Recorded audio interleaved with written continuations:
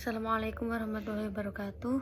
Di sini saya Indana Malia Sulaha dengan NIM akhir 116 akan menjelaskan beberapa materi mengenai tes bakat DAT, GATB dan juga FACT pada matkul tes bakat minat yang diampu oleh Bu Eva Palupi. Baik, jadi yang pertama itu ada DAT atau Differential Aptitude Test. Nah, DAT ini disusun oleh G. Bennett, H. G. Sesher, dan juga A. G. Wiseman dari USA. Jadi DAT ini terbit tahun 1947, tapi direvisi pada tahun 1963. Kemudian DAT juga sering digunakan dalam bidang pendidikan dan kerja, yaitu untuk membantu individu dalam memilih jurusan dan karir. Jadi DAT ini lebih sering digunakan individu dalam dunia pendidikan dan juga dunia kerja. Kemudian tujuan dari tes DAT yang pertama yaitu sebagai sarana akademik untuk mendapatkan prosedur ilmiah terintegrasi dan standar bagi murid-murid. Yang kedua untuk bimbingan pendidikan dan vokasional.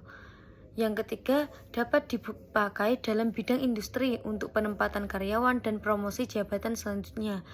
Yang terakhir, DAT terdiri dari 8 tes yang masing-masing berdiri sendiri.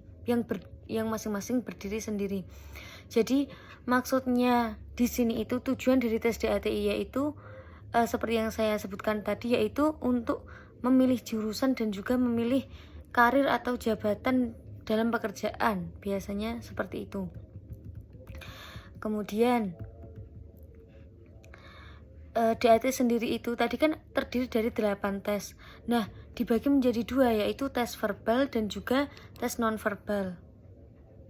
Yang pertama ada tes verbal.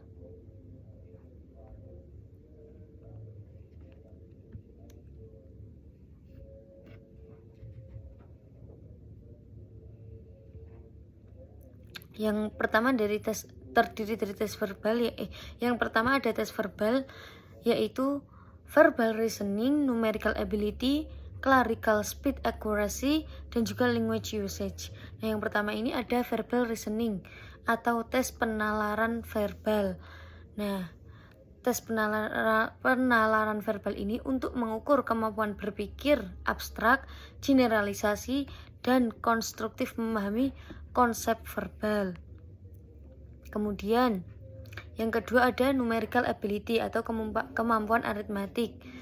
Ini untuk mengukur kemampuan memahami hubungan numerik atau memecahkan masalah yang berhubungan dengan konsep numerik. Nah, biasanya soalnya ini dalam bentuk angka. Terus kemudian yang ketiga ada clerical speed accuracy, kecepatan atau keakuratan clerical untuk mengukur kecepatan dan ketelitian respon dalam tugas-tugas yang membutuhkan persepsi sederhana. Kemudian yang terakhir ada language usage. Nah, language usage ini dibagi menjadi 2 bagian. Bagian language usage bagian pertama dan juga language usage bagian kedua. Nah, language usage bagian pertama yaitu perbendaharaan kata. Jadi, tes ini merupakan hasil seleksi dari get spelling different in words dan merupakan perbendaharaan kata yang sering digunakan dalam kehidupan sehari-hari. Jadi, kalau language usage yang bagian pertama itu yaitu perbendaharaan kata.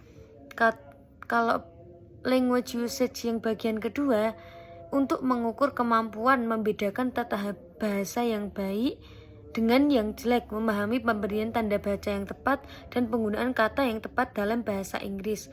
Nah, kalau language usage yang bagian 2 itu lebih ke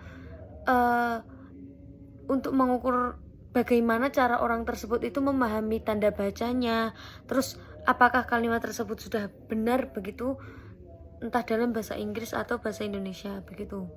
Kemudian yang kedua ada tes nonverbal DAT. Ini terdiri dari 3 tes. Yang pertama ada abstract reasoning atau penalaran abstrak, digunakan untuk mengukur penalaran nonverbal. Kemudian ada mechanical reasoning atau penalaran mekanikal, yaitu untuk mengukur pemahaman prinsip-prinsip mekanik dan fisika dalam situasi familiar.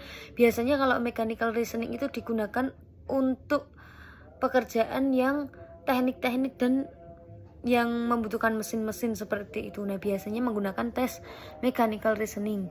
Kemudian ada space relation atau hubungan spasial dan ruang. Nah, hubungan spasial atau ruang ini mengukur kemampuan visualisasi terhadap konstruksi objek 3 dimensi yang dibangun dari pola 2 dimensi dan kemampuan membayangkan berbagai cara yang digunakan untuk memutar objek tersebut sehingga mempunyai bangunan seperti yang tampak dalam gambar. Nah, jadi space relation ini bagaimana individu dapat membayangkan berbagai cara yang digunakan untuk memutar objek sehingga gambar tersebut itu mempunyai bangunan seperti yang tampak dalam gambar.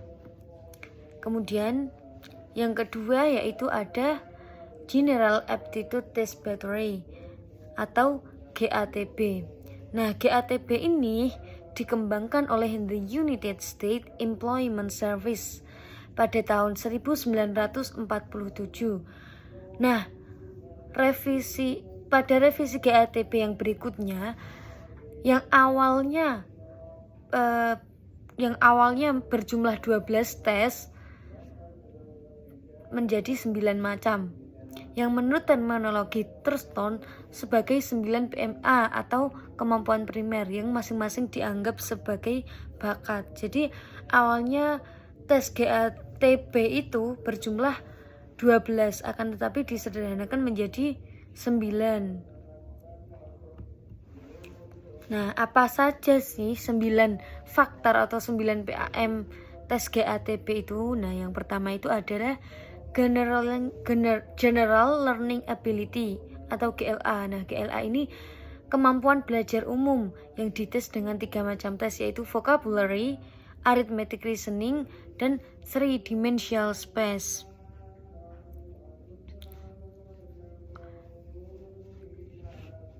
Jadi kalau General Learning Ability itu dites kemampuan-kemampuan umumnya seperti perbendaharaan katanya, terus aritmetikanya, begitu. Kemudian yang kedua ada Verbal Aptitude atau bakat verbal. Dites dengan tes vocabulary, subjek diminta untuk mengenal atau mencari 2 kata lainnya yang bersamaan atau berlawanan artinya.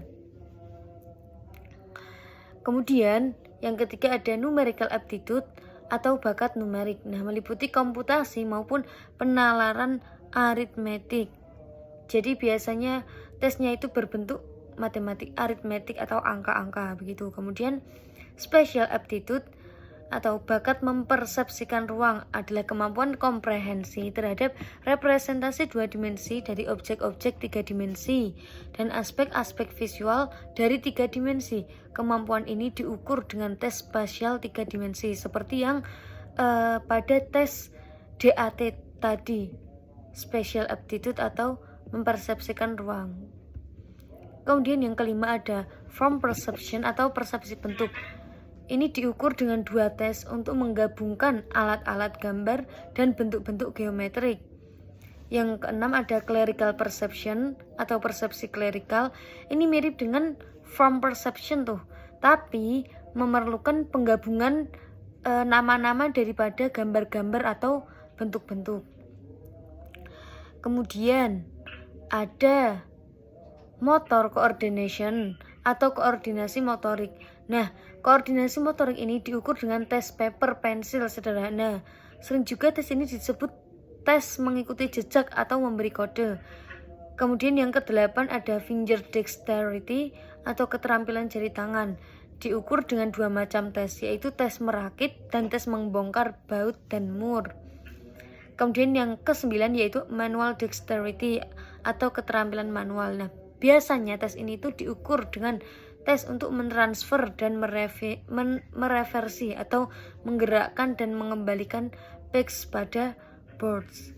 Nah, pada kemampuan FD dan MD tadi, finger dexterity atau keterampilan jari tangan dan manual dexterity atau keterampilan manual diukur dengan 4 macam tes tuh yang menggunakan perlengkapan teknis sederhana.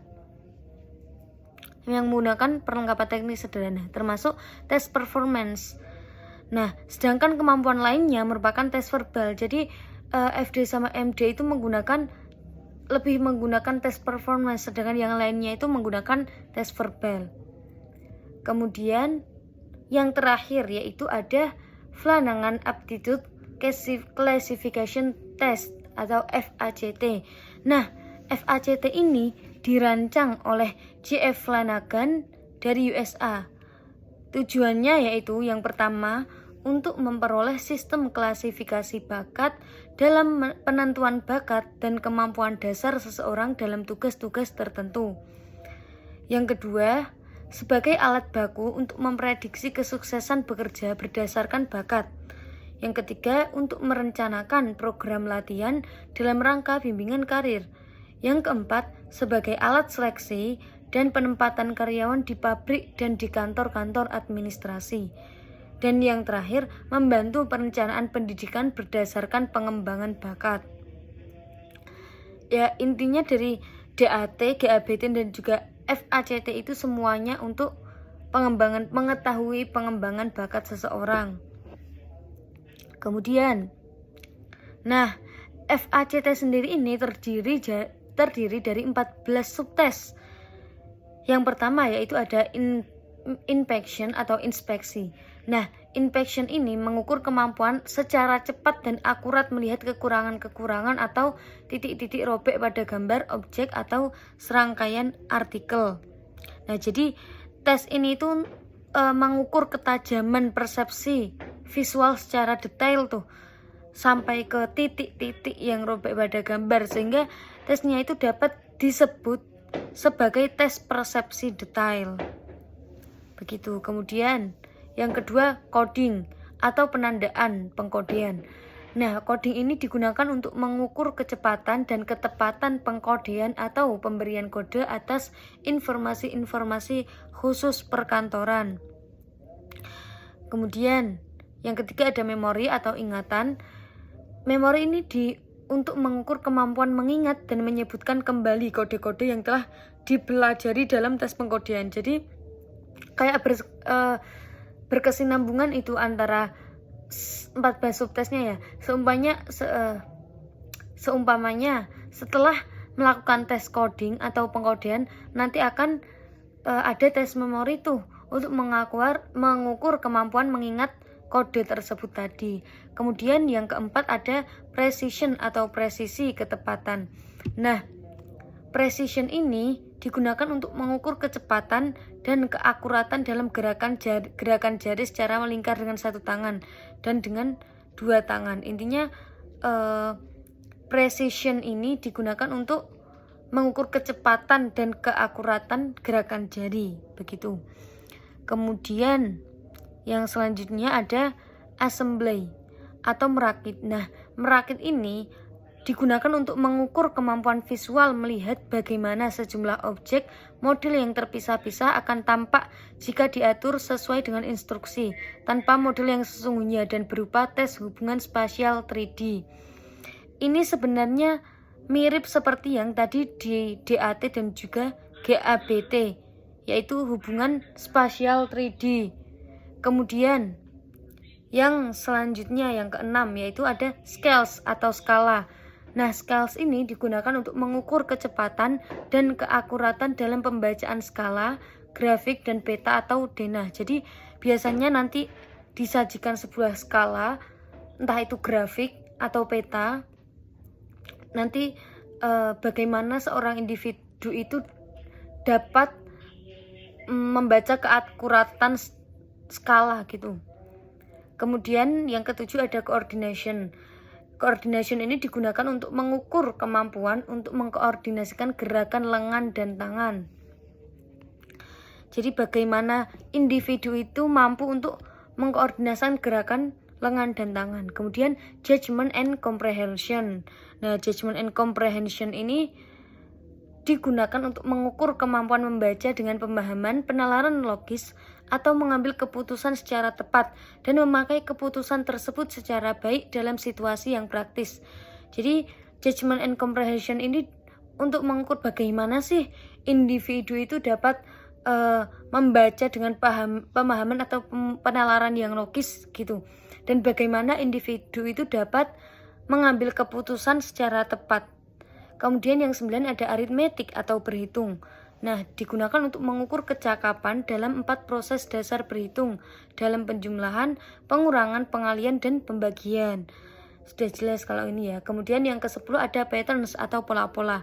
Nah, ini digunakan untuk mengukur kemampuan untuk reproduksi pola-pola dasar sederhana atau garis besar pola-pola sederhana atau outline secara tepat dan teliti. Kemudian yang ke-11 ada components, yaitu digunakan untuk mengukur kemampuan untuk mengidentifikasi bagian-bagian komponen yang penting. Kemudian ada tables, yaitu untuk mengukur kemampuan membaca 2 tipe tabel. Tabel pertama terdiri dari angka dan tabel kedua berisi kata dan huruf alfabet. Jadi nanti individu itu disuruh untuk membaca tabel angka dan juga tabel kata dan huruf berisi alfabet. Kemudian ada yang ke-13 ada mechanics, yaitu untuk mengukur kemampuan pemahaman prinsip-prinsip mekanika dan kemampuan menganalisis gerakan-gerakan mekanika. Kemudian yang terakhir atau yang ke-14 yaitu ada expression, yaitu digunakan untuk mengukur perasaan dan pengetahuan tentang bahasa Inggris yang benar. Nah, Flanagan ini dalam menyusun seritas VACT itu dengan validitas konstruksi, artinya validitas yang berdasarkan definisi-definisi yang disusunnya itu secara logis. Nah, Flanagan ini menganggap bahwa pendekatan unsur-unsur pekerjaan sebagai metode intermedier antara analisis faktor-faktor primer di satu pihak dan di pihak lain metode sample job, di mana unsur-unsur esensial dari job real disimulasikan dalam tes dan kemudian dilakukan analisis statistik untuk menganalisis validitasnya begitu. Kemudian kesimpulannya itu dari ketiga tes tersebut, yang pertama ada DAT, kemudian GATB, dan juga ada CAT. Nah, DAT itu menurut saya lebih berfokus pada potensi akademik dan karir nih. Contohnya seperti siswa yang memilih jurusan atau jabatan atau individu yang memilih jabatan dalam karir. Kalau GATB itu lebih berfokus pada potensi kerja secara umum. Jadi lebih cocok untuk para pencari pekerjaan. Kemudian kalau FACT lebih berfokus pada keterampilan spesifik. Nah, FACT ini ideal dilakukan untuk rekruter atau rekrutmen begitu menurut saya. Mungkin itu saja yang saya pahami. Kurang lebihnya mohon maaf. Terima kasih. Wassalamualaikum warahmatullahi wabarakatuh.